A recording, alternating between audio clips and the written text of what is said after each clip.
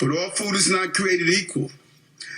The vast majority of food that is contributing to our emission crisis lies in meat and dairy products.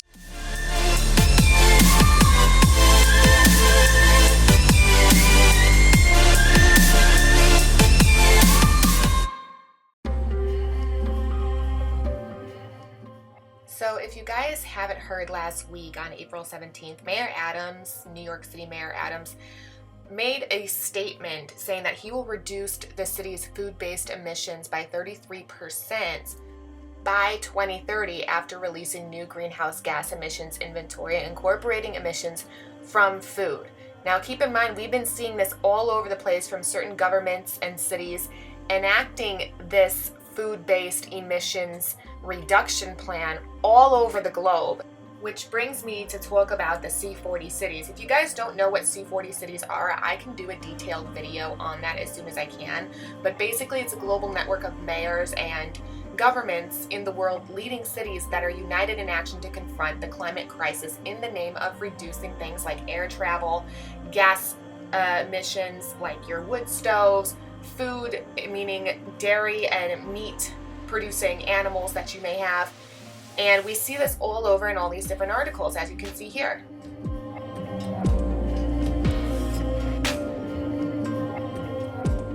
We not only see it domestically within the United States, but we also see it in several different countries, including, of course, China, which I have talked about the new Clean Plate initiative China enacted, I believe, in the beginning of 2020. I think that video is still on my channel. If not, it's probably on BitChute. Otherwise, it has been taken down by yours truly, your YouTube favorites. And they say here in this article, where they say these new dietary guidelines could reduce greenhouse gas emissions by 1 billion tons by 2030 and could lessen the country's problems with obesity and diabetes. So we see this with China. I've done videos on this, but it also goes along with my zero carbon emissions agenda by 2050, I believe I did a video on. It should still be up on this channel. I will link it below. If not, you're going to have to find it on another source, or I can message you directly. We all know who has been part of the Obasi posse. Before I turned Christian, I did complete investigative journalism, so I'm trying to incorporate that still as well, because as Christians, we are also called to be called watchers and see what's going on in society and the truth there. So we also see that in this article here, that's saying the same thing. The Slovenian meat industry slams prime minister over meat reduction comments. And this is a crazy crisis going on that not many people are too aware about what's really happening. The meat industry is particularly up in arms regarding the part in the recent EU Parliament speech where it said that each of us can start a change, just switch from less meat. I'm not saying no meat, but consume less meat. Let's consume more plant-based foods is the agenda. So in my other video that I've done, I did several videos. I would just watch the whole playlist about our food and our food industry and the new food revolution that's going on. But they are absolutely trying to cause us to eat and encourage us to eat plant-based foods, including insects. I've done a whole video about how our food is changing about 2 years ago, and I highly recommend watching that video as well. I go very much in detail on this, and they are pushing for that.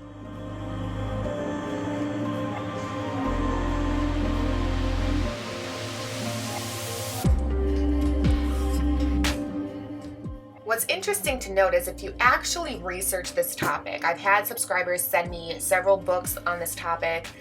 One was The Earth Charter in Action. Another one was, I think, Climate Change for Dummies, but it was very interesting to read. But anyway, I found this article in the archive of Science Daily from 2010 where it says there has been studies released that eating less meat and dairy products won't have major impact on global warming.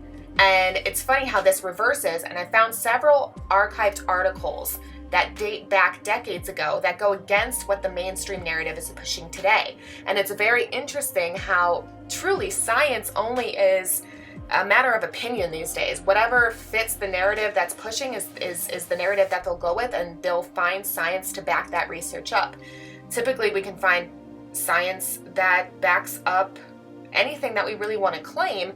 It's just a matter of how much validity is in that research. So you have to look at the research, not just who's sponsoring it, you know, technically that goes along with following the trail of money, who's sponsoring who, and what articles are coming about that. But it's very interesting to see that this really was not a big factor, and now this is a huge factor playing into the zero carbon emissions agenda. And I've talked about this as well with our gas burning stoves and wood burning stoves, and how that's becoming illegal not only domestically here in the United States, but globally as well.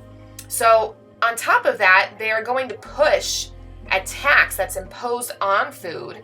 So right here in this article, it says a powerful coalition of the UK's health professions has called for a climate tax to be imposed on food with a heavy environmental impact by 2025. Unless, of course, the industry takes voluntary action on the impact of their products. That sentence right there, if you guys don't know how to read journalism and articles, is a threat. They're basically saying, if you don't do this willingly, we will force you to do it regardless. This is happening regardless. So unless you go soy-based products, GMO, and genetically engineered, genetically modified food, all these different things. We have these books that I have recommended you guys all about gene editing and how they are creating these lab-created foods, upcycled foods, insect-created foods. It's all over the place. I've done several videos on this account, but basically saying if you don't do what we want, we won't make you do that. All, this is just a quick video to recap and touch base with you guys on what's going on within our food industry. I have a big playlist on this channel. I have been studying, following, and reporting on this for several years now, and I definitely encourage you guys to follow it and support our local farmers. That is very important. And if you want any requests on videos to do a deeper dive, like the C40 cities, for example, just leave me a request down below and consider following me on Patreon. I will continue to try to put out these videos, and if they're not on YouTube, they are on BitChute or Patreon only. Thanks so much for watching.